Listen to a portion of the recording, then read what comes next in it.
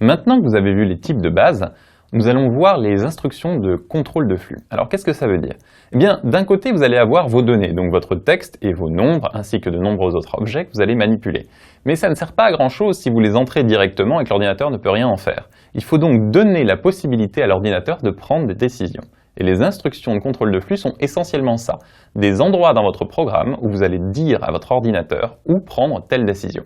Cela se passe essentiellement de deux manières. D'un côté, vous allez pouvoir lui donner la possibilité de faire un choix avec ce qu'on appelle des conditions. Et de l'autre côté, vous allez lui donner la possibilité de répéter une instruction encore et encore jusqu'à ce qu'une certaine condition soit validée.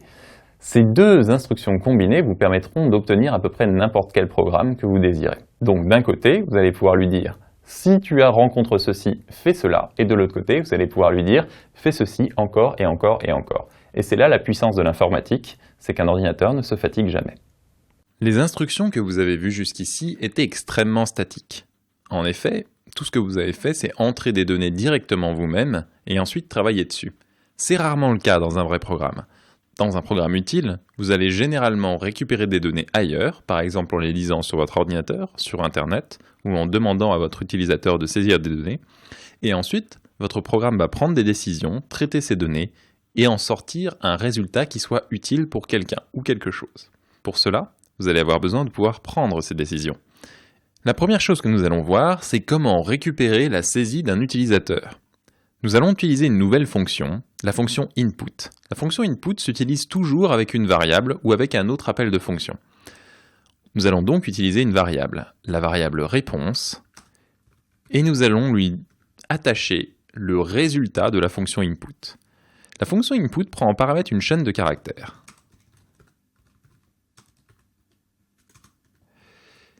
Quand on l'exécute, cette chaîne de caractères s'affiche et input attend indéfiniment que l'utilisateur final saisisse une réponse.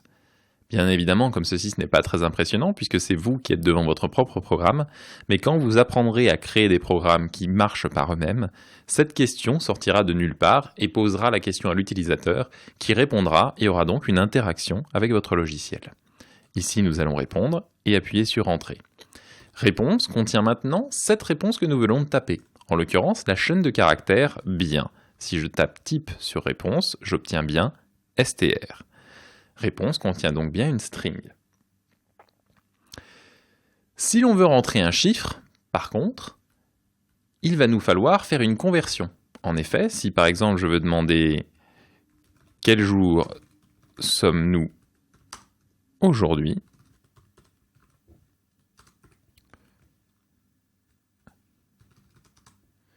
et que je veux l'attribuer à la variable jour, si je réponds qu'aujourd'hui nous sommes le 11, jour contiendra bien 11, mais sous forme de chaîne de caractères. Or, moi, ce qui m'intéresse, c'est le nombre. Dans ce cas, j'utilise une conversion en utilisant la fonction int. Ici, je dis donc que j'applique la fonction int au paramètre jour. Et la sortie de la fonction int sera un entier, et je change l'étiquette de telle sorte qu'elle passe de l'ancien objet au nouvel objet. Je vais passer au tableau pour vous expliquer ce code un petit peu particulier.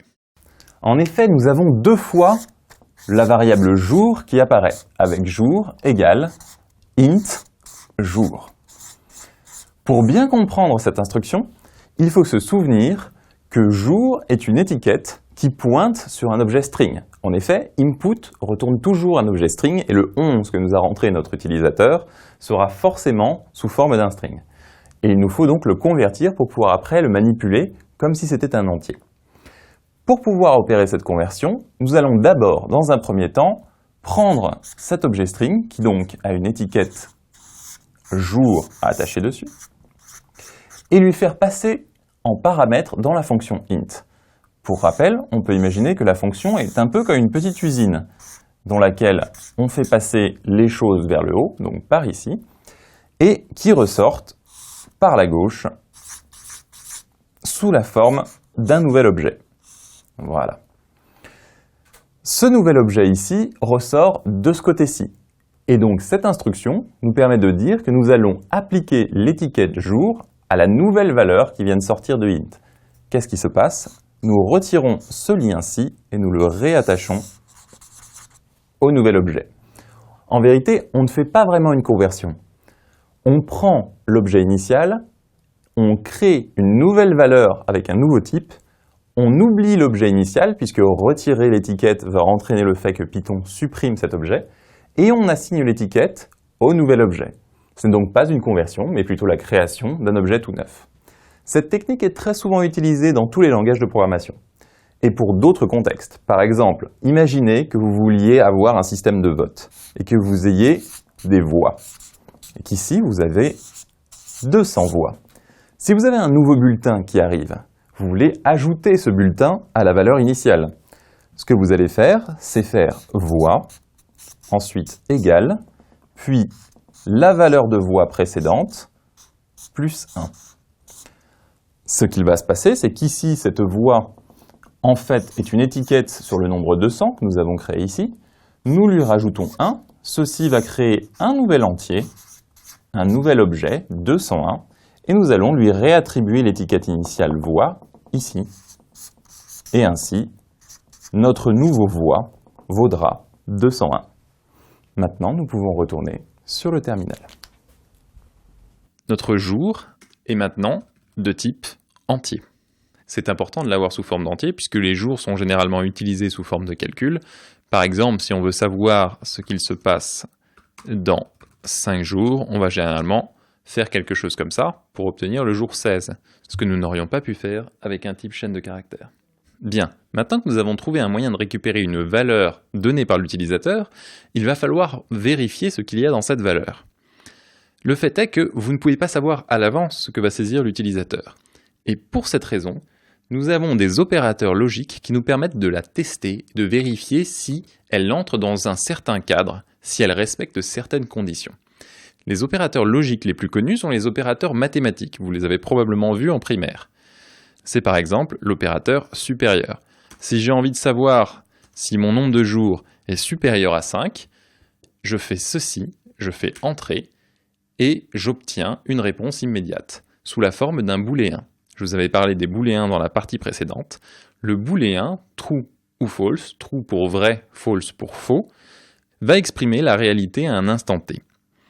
Ainsi, nous savons qu'ici, le jour est bel et bien supérieur au jour 5 du mois. C'est important puisque vous ne pouvez pas savoir à l'avance ce que l'utilisateur a mis dans cette variable. Il faut donc pouvoir vérifier son contenu. Il existe d'autres opérateurs, tels que inférieur ou inférieur ou égal. La différence entre inférieur ou égal étant que l'égalité est prise en compte, tandis que sans le égal, l'égalité n'est pas prise en compte. En parlant d'égalité, on peut vérifier si quelque chose est égal ou si quelque chose est différent, en utilisant les symboles égal ou point d'exclamation égal. Ceci retourne à chaque fois un booléen, et il est bien entendu possible de mettre le résultat dans une variable.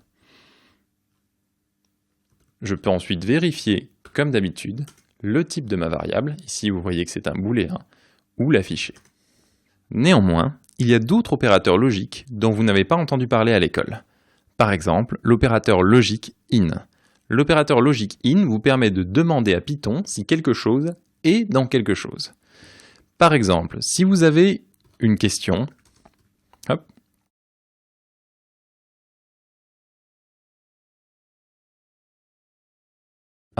j'ai fait une erreur, j'ai utilisé un guillemet double à la fin alors qu'il me fallait un guillemet simple.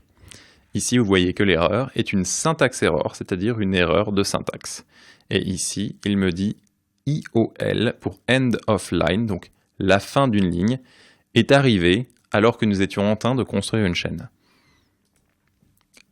J'appuie sur Entrée, il me demande mon animal préféré, et supposons que je mette un chat. In me permet de voir si le mot chat est dans la réponse. Là, on va me dire true. En effet, la chaîne de caractères un chat contient bien le mot chat. Si j'ai envie de chercher chien dans la réponse, je trouverai false. C'est intéressant car si j'avais mis égal avec la réponse, je me serais retrouvé avec faux. En effet, res contient un chat et pas juste chat. C'est donc quelque chose d'utile pour vérifier que une chaîne de caractères contient une chaîne de caractères plus petite. Les opérateurs peuvent être combinés entre eux. En général, on ne vérifie pas qu'une seule condition. En général, on en vérifie plusieurs. Savoir si quelque chose est vrai ou faux n'est pas très utile en soi. En effet, vous ne pouvez pas faire grand-chose de cette information pour le moment. Mais dans le prochain chapitre, nous verrons que nous pouvons utiliser ces valeurs vraies ou fausses pour faire prendre des décisions et enchaîner des actions à votre code Python. Néanmoins, pour le moment, nous allons rester là-dessus. Et nous allons travailler avec des conditions un petit peu plus complexes afin de pouvoir passer à la suite. Pour l'instant, vous n'avez que des conditions très simples qui ne testent qu'une seule chose à la fois. Mais il n'est pas rare de vouloir tester plusieurs conditions. Par exemple, j'aime me promener. Je me promène quand il fait beau. Mon chien adore se promener et en a même besoin. De fait, je vais le promener de toute façon si mon chien est là. Donc s'il ne fait pas beau, j'irai tout de même me promener. Ainsi, on peut dire que je vais me promener dans le cas où il fait beau, ou dans le cas où mon chien est là. C'est une logique qui est appliquée aux objets booléens. Dans notre cas ici, nous avons une logique de ou. Si l'un est vrai ou que l'autre est vrai, alors, dans ce cas, toute ma condition est vraie. Voyons ça sous forme d'un tableau. Sur ce tableau, vous pouvez voir 3 colonnes. La première, c'est la condition « est-ce qu'il fait beau ?» La deuxième, c'est ma condition « est-ce que mon chien est là ?» Et la troisième, c'est le résultat. Finalement, est-ce que je sors ou pas? S'il fait beau et que mon chien n'est pas là, je vais sortir. S'il ne fait pas beau et que mon chien est là, je vais sortir. S'il fait beau et que mon chien est là, je vais sortir également. Le seul cas où je ne vais pas sortir, c'est dans le cas où il ne fait pas beau et que mon chien n'est pas là. Pourquoi? Parce que nous sommes dans le cadre d'une condition où, et que dans le cadre d'une condition où, il suffit qu'un des éléments soit vrai pour que tout soit vrai. Repassons sur le terminal pour voir à quoi cela ressemble. Si j'ai un trou et que j'utilise l'opérateur OU, en l'occurrence en anglais cela s'écrit OR, et que j'ai un autre trou, le résultat sera true. Si j'ai par contre false, je vais me retrouver avec true également, puisqu'il suffit qu'un seul soit vrai. Si j'ai encore false, à gauche, mais que j'ai true à droite, ce sera toujours vrai. Et il faut bien que j'ai 2 false pour qu'au final, j'obtienne un false. Donc on peut imaginer que true est comme un oui. Vais-je faire ceci? Oui. Est-ce que ceci existe? Oui. Est-ce que ceci est dans tel état? Oui ou non. Pour false, false étant non. L'opérateur OR est très flexible. L'opérateur OR est très tolérant, et il va vous retourner un true dans la plupart des cas. L'opérateur AND est un peu l'inverse de l'opérateur true. Il est beaucoup moins tolérant. Il faut que tout soit vrai pour obtenir une valeur vraie au final. Prenons par exemple ce tableau, où ma première condition c'est « il y a un film intéressant au cinéma ». Ma deuxième condition c'est « j'ai de l'argent ». Dans ce cas, mon action c'est « je vais aller au cinéma ». Je ne vais aller au cinéma que s'il y a un film intéressant et que j'ai les moyens d'entrer dans le cinéma financièrement. Du coup, si jamais j'ai de l'argent et que le film est bon, je rentre directement dans le cinéma. Si par contre le film n'est pas bon mais que j'ai de l'argent, je n'y rentrerai pas. Cela ne suffit pas. Si jamais je n'ai pas d'argent mais que le film est bon, ça ne change rien et je n'y rentrerai pas non plus, puisqu'il me faut que les deux soient vrais. Et évidemment, si je n'ai ni l'argent ni le film, je n'irai pas non plus. Donc, pour qu'une condition « et » soit vraie, il faut que tous les membres soient vrais. Nous allons repasser sur le terminal et nous allons vérifier tout cela. Dans le code, l'opérateur « et » s'exprime en l'écrivant en anglais sous la forme « AND ». Si les deux sont vrais, alors j'ai du vrai. Mais il suffit qu'un seul soit faux pour que je me retrouve avec quelque chose de faux. Évidemment, exprimé comme ça, cela paraît très abstrait. Parce que pour l'instant, vous n'avez pas vu le chapitre suivant qui permet à Python de prendre des décisions à partir de cela. Donc nous allons enchaîner tout de suite, de telle sorte que je ne vous laisse pas avec quelque chose qui semble aussi bizarre que la logique booléenne, avec des règles complexes qui ne semblent pas avoir d'application. À tout de suite.